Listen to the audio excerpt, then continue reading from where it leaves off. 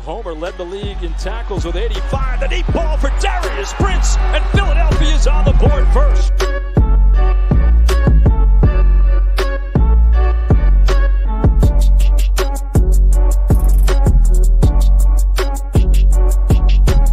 On the draw, this is Bryson Allen. And Allen weaving his way all the way down to the 22. 10-yard line, 5. Mayfield, Dancy, all around.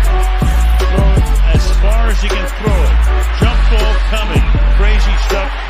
Not this time. And you want to be a wide receiver. You're going to have to take a little bit of a hit like that as Brown got him in that shoulder, but watch. Those are teeth. Do we have a dentist on staff here?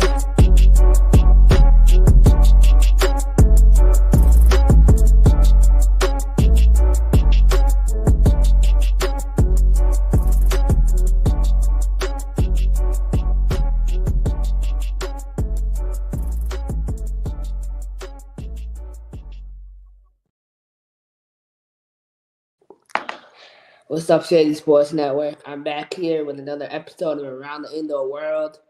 Today it's just me. We got more guests joining us throughout the show, but, we were granted the opportunity to make an announcement for a team coming in 2025 called the St. Paul Bears. Really excited to see what this team is about and kind of learn more this morning. We're joined by the head coach, someone everyone knows really well, Coach Curtis Williams. Coach, how are we doing this morning? Oh, blessed. How are you doing? I'm doing good, excited to have you on. So kind of diving right in, right? You're coming off that Rapid City Marshall experience. How would you rate the experience, and what was the biggest lesson it taught you? The big lesson it really taught me, first and foremost, was don't get roped into these goofy situations anymore. But it was a lot. It was kind of fun. It was fun. If I would have had an opportunity to put my guys in the game like I had wanted to, I'm not saying we would have won, but it was like playing an old scab game where it was all replacement players. 21 of those kids had never played arena football, never even seen arena football, and we still scored 20 points on them. So, it was fun. It was a good way to walk out of Washington and say goodbye to those guys. But, yeah. So, before that, you were an assistant coach with the Washington Wolfpack, the relaunch to the AFL. What do you think the biggest difference is coaching in the AFL competition-wise? There's really not.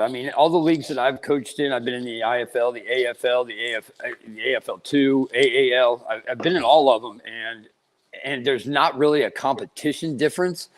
I think there's, a little more. There was a lot more hype at the beginning of the season because it was the original AFL. And we were going to be on the NFL Network, and there was a lot of things that everybody got excited about, and just didn't happen that way.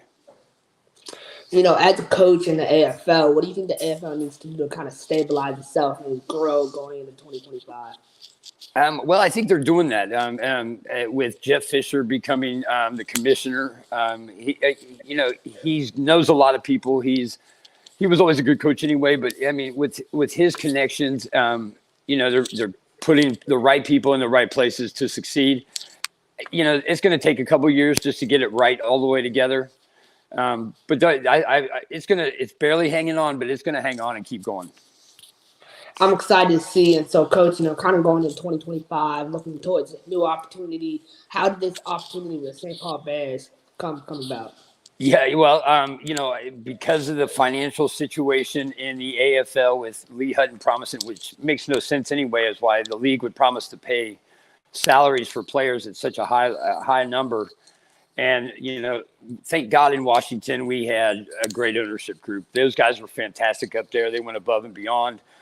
So what they did was they made sure that we got paid on time. And so every time we needed something, we got it from them. But with the money situation and them trying to help out Oregon, from what I was told, and then trying to pay for this whole Rapid City thing going on, there wasn't that much more money left over. So they were, they had to let go of some people that were costing them more money. And because I'm an out-of-state coach, that's why I was let go. And it was a great experience for me. But like you said, it's new opportunities, it's a new day.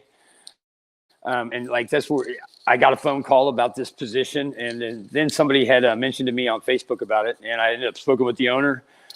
And I just waited for him to go through his interview process, and he called me back and said, I'm his guy. So I'm lucky to have that opportunity, and I'm glad I'm sitting where I'm at right now.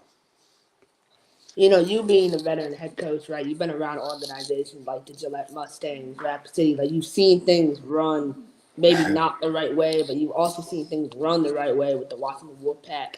How did you assess this new opportunity and kind of vet it for clarity? Well, I've been known to take opportunities. I've been known to take opportunities before I actually take the time to do my research. But when this interview came with this guy and the owner here, and he just the things that he had said and how he had said it with such conviction, and what he's done for me already, it was an easy opportunity. I love starting either with a program that's either failing, or I love starting a brand new one, and because that way I get to implement my own culture into that team. And I've been known as a player's coach, guys that want to come back and play for me. And it's not because I'm soft or anything. It's because I expect certain things, and I make it black and white from the very beginning of the first day we meet, and the expectations are laid out. And if they can't maintain those expectations, then there's 1,000 other players that'll come play. So I've had great success with the players, and that's where I can't wait to get this opportunity and work with another great group of guys. You almost have a year and a half to build this program up from the start, right? When you look at building it over the next 12, 13 months, where do you start and how do you kind of progress through that? Well, first it starts with getting the name out in the community, getting people to know that especially in Minnesota right now, because the whole Lee Hutton AFL thing and the Minnesota myth failing. Now you've got to get out there and convince them that you're going to be the team to take over what they're missing. And then you got to tell them that we're here for the long haul. And it doesn't matter what league we're in or where we start.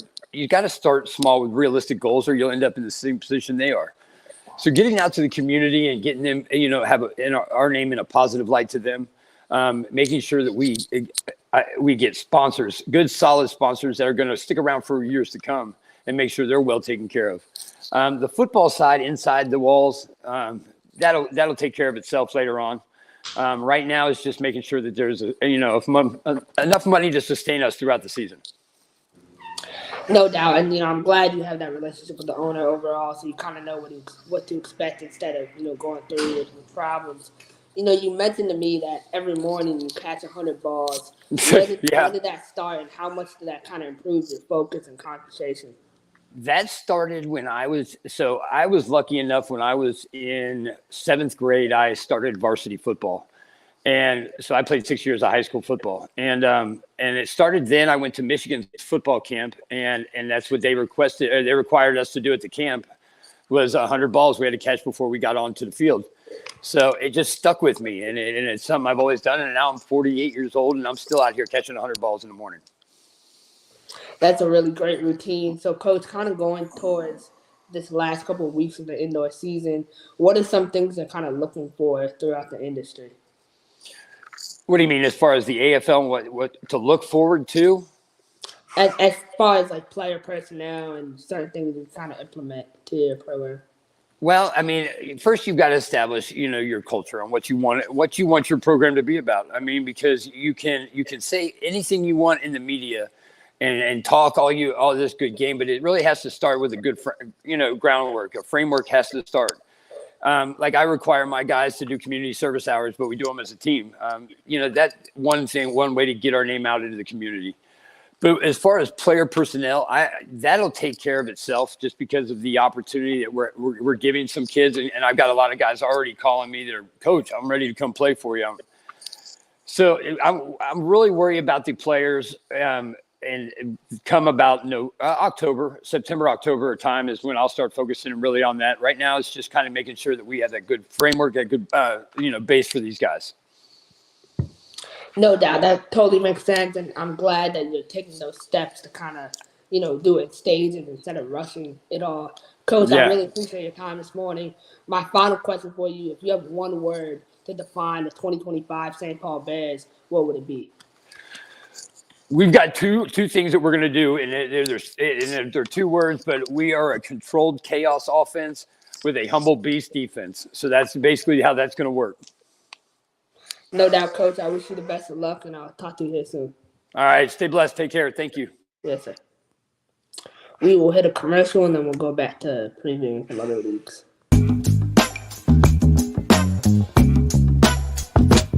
I'm just being myself, cool as can be. When I'm being myself, you wish you were me. It's so easy.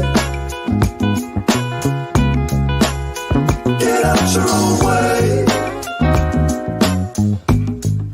It's just so easy. SeatGeek is the ticketing app for fans like Boomstick Lady. No free throw is safe from the roar of her sticks. SeatGeek helps her find a seat in the direct eye line of the shooter so she can sit where her boomsticks make the biggest boom. Everybody okay? SeatGeek handles the tickets to sports, concerts, and more, so fans can fan.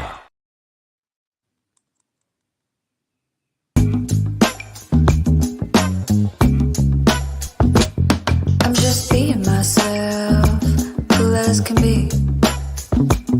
When I'm being myself, you wish you were me. It's so easy. Get out your own way. It's just so easy.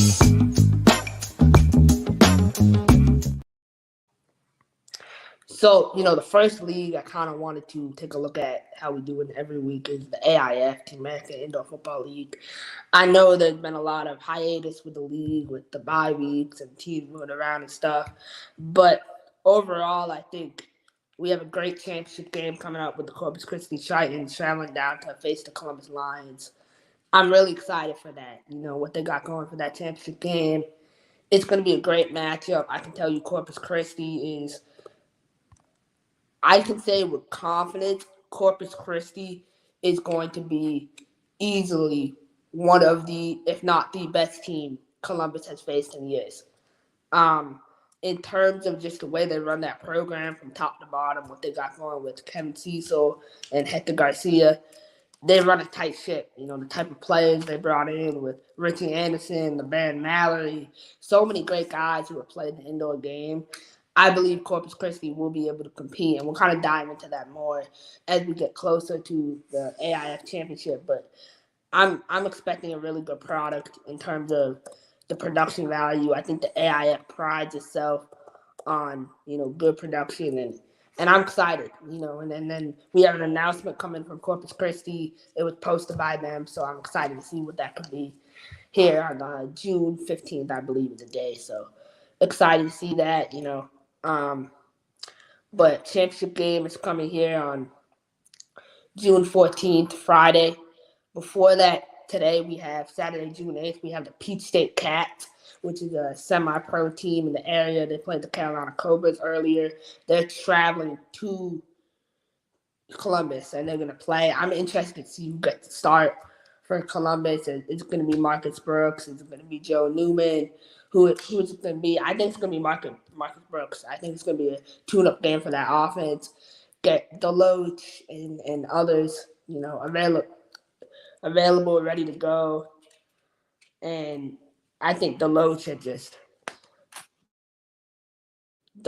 kind of emerged as their number one receiver after D'Amico Ewing went to Tucson Sugar Skulls.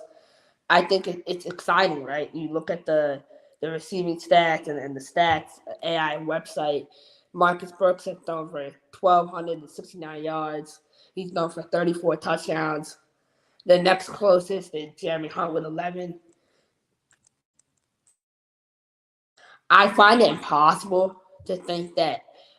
So Marcus Brooks is the lock at MVP. I think we all know that. But for Offensive Player of the Year, I think honestly it might be a receiver, and I think it's going to be one of the Columbus receivers. I was thinking it could be the receiver from Corpus Christi. Grimsley, number 6. He has 6 touchdowns. But the issue is because last week they played a non-league game against Dallas. All his stats don't count, obviously. So if they played Amarillo and Amarillo played the game, I legit think he would have won Offensive Player of the Year. I think he's such a good receiver, and I think it kind of helps the league diversify its profile in terms of, obviously, there's no issue giving all the awards to one team if they deserve it. But, as a league, it kind of looks better. You know what I mean? If you can have one offensive player from one team, one MVP, they're not all on the same team. But it very well could be. It's probably going to be off from the Lions. In terms of Defensive Player of the Year, you could just pick anyone on that Lions D-line. Darrell Green has 4 interceptions. Right now, it looks like it's going to be Martae Sears. He has 35 tackles, and he has 3 interceptions. He just a wrecking ball on that D-line. Really, really great to see him have success back there. Kind of move on to the AIF. I got Columbus winning. I think they'll probably put up 75-29 today against P State. Moving on to the National Arena League. Big game, obviously, with Carolina traveling up to Omaha, do or die for Coach DeGrom and my Cobras. It's exciting because I think the NAL, when they first instituted the 2-team playoff, I was kind of I don't know how I feel. But honestly, it's made this league so much more competitive and exciting. These final weeks actually matter. So I got to give the NAL credit. The fact they put the 2-team playoff, they were actually looking out for the fans. And I kind of didn't realize that when they first said, we're going to have a 2-team playoff. I was like, yeah, it's the competitive balance. There's 5 teams. All these teams work so hard. But think about it, right? From a business perspective, Omaha already knows they're in the championship. So it helps Omaha sell tickets ahead of time and fill up the stands versus having to wait last minute and then, promote it. I know the way Omaha and their sales staff run. I know that if they are given an extra week, they can sell that place out. They can already sell that place out with 4-day notice, let alone an extra week. So it's going to be a great game. I got Carolina winning, obviously. I think Coach DeGrom and the Cobras on a different one. So I think the world is going to see that today. I got Carolina winning. It's going to be a close one, 42-28, because I think Tommy's not going to play the second half, in my opinion. I think they're going to sit Tommy and go with Taz. And then in terms of the other game, we got the Idaho Horsemen traveling up to the Colorado Spartans as they finish out their season. A big storyline from this game I really want to highlight is Kyler Henson versus Steven Newbold for that receiving title. Kyler Henson has come out of nowhere in terms of, competing for that receiving title. If you look at the stats right now, Steven Newbold leads the league with 499 yards. Kyler Henson has 487. Steven Newbold had 15 touchdowns. Kyler Henson had 9 touchdowns. So it's just interesting to watch these two go back and forth. And at the end of the game, we will have a receiving champion of the league. So I'm really excited to see who that is. Ultimately, I think Steven Newbold is going to come away with it. But Kyler Henson is going to be a really highly touted receiver going into 2025. A lot of teams are going to come after Kyler Henson just because of how talented of an athlete he is. But I'm excited. And then to see who wins that receiving battle. I think we know who's going to win the game. I got Colorado winning. Although Idaho did make a transaction. They signed quarterback Lorenz Stefan, the gunslinger. He was with Topeka last year. He was with Billings. He had a vast experience. He's an AWFC legend with the Wenatchee Valley Skyhawks. So I'm excited to see Lorenz in the Idaho Horseman uniform kind of close out the season, see what he brings to the offense going forward if they can't commit to Austin Schaefer long term. And then that's about it for the NAL. Another big piece of news is that Omaha Beef have signed former Langston University and Arena football veteran with Frisco, Southwest Kansas, formerly Louisiana Voodoo, Sheldon Augustine. So Sheldon Augustine is headed to Omaha. They just keep stacking at that receiver position. I mean, adding Sheldon, now you have Sheldon, Isaiah, Scott, Troy Evans, Cole Moose. You got so many. The weapons just keep stacking for Omaha. So I'm excited to see Sheldon back on the field. Now we'll kind of move on to the IFL. We're kind of racing through these leagues, but excited to have this opportunity to talk to y'all about what we got going this afternoon. For the IFL, we have a couple of big games. The first game I obviously want to start with is a game I'll be attending. My squad, the Massachusetts Pirates, we face the Green Bay Blizzard today at 12:05 Central Time, 1:05 my time. Really excited to face Green Bay and what they bring to the table. Obviously, they're number 1, 8-2 in the Eastern Conference, but it's more than that. Their DBs are insane. Rivers, number 1. Davis Rivers, Sean Steele. That's the best DB core in the IFL. Like, hands down, I think that's the best DB core in the IFL. They do so many things right, footwork-wise, everything. It's been a pleasure to watch them play.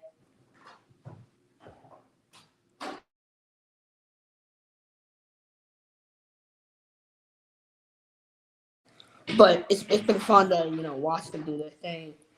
Overall, Tulsa and Jacksonville. Tulsa is a disappointing team, honestly. Like, I know a lot of guys on Tulsa have nothing but respect for them and what they bring, but they've been super disappointing this year.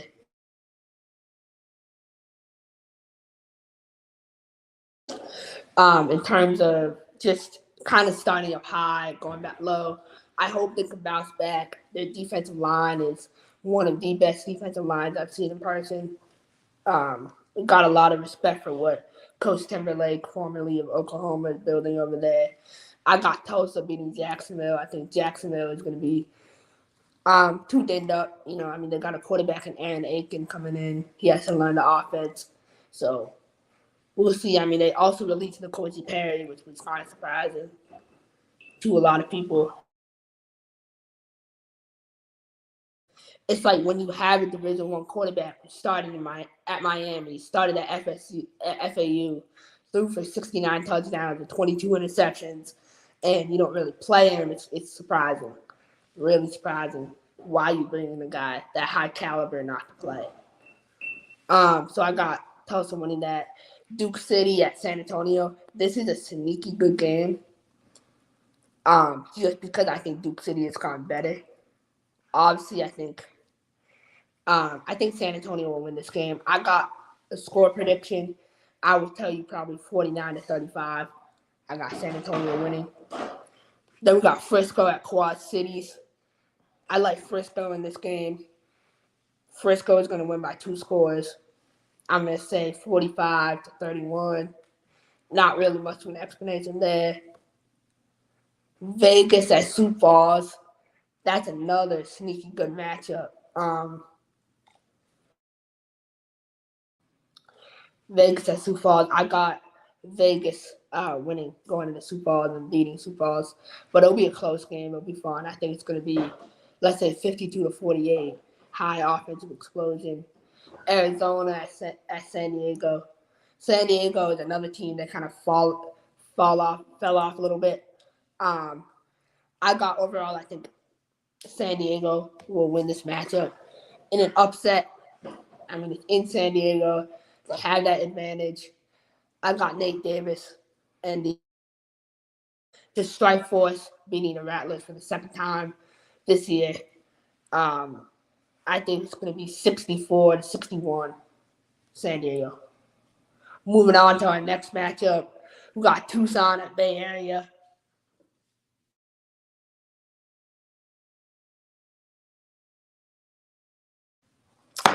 Tucson, big news coming out. Malik Mitchell, their young quarterback. He refused to report, so he will not be playing for them for the foreseeable future.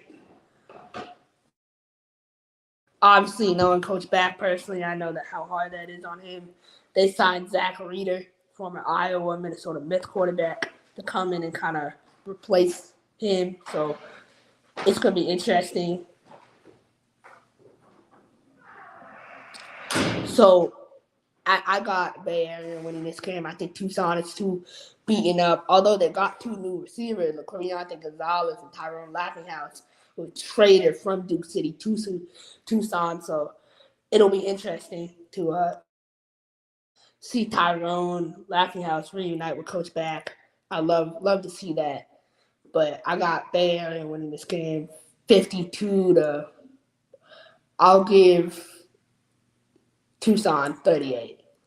But, I mean, that's about it. Appreciate y'all tuning in. A little bit of a shorter show than usual, but I'm excited. We've got a lot of great games, IFL, AFL, NAL, AIF today, so a lot of great storylines to pay attention to. I would definitely keep an eye out that Massachusetts game. We're going to win that game, no doubt. And so is Carolina. So excited to watch both my teams. And then a couple good TAL matchups today, too. Kansas City Goats travel to the Iowa Woo at 2 o'clock Central Time. Tune into that. That's going to be a great match.